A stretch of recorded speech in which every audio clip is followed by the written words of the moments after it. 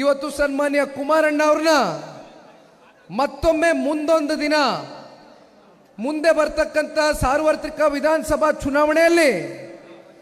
ಶಾರದಮ್ಮನವರು ಕೂಡ ಇವತ್ತು ಇಡೀ ರಾಜ್ಯ ವ್ಯಾಪ್ತಿ ನಾನು ಎಲ್ಲಿ ಕೂಡ ಹೋದಂಥ ಸಂದರ್ಭದಲ್ಲಿ ಕೇವಲ ಇದು ಜನತಾದಳ ಪಕ್ಷದ ಕಾರ್ಯಕರ್ತರುಗಳ ಭಾವನೆ ಅಷ್ಟೇ ಅಲ್ಲ,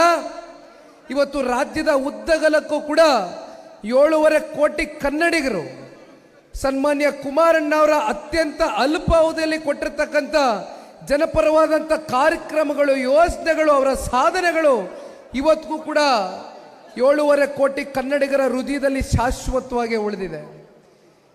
ಸನ್ಮಾನ್ಯ ಕುಮಾರಣ್ಣ ಅವರಂಥ ನಾಯಕ ಮತ್ತೊಮ್ಮೆ ಕರ್ನಾಟಕ ರಾಜ್ಯದಲ್ಲಿ ಮುಖ್ಯಮಂತ್ರಿಗಳಾಗಿ ಬರಬೇಕು ಅಂತಕ್ಕಂಥ ಅಪೇಕ್ಷೆ, ಅಭಿಲಾಷೆ ಈಗಾಗಲೇ ರಾಜ್ಯದ ಉದ್ದಗಲಕ್ಕೂ ಕೂಡ ಪ್ರಾರಂಭ ಆಗೋಗಿದೆ.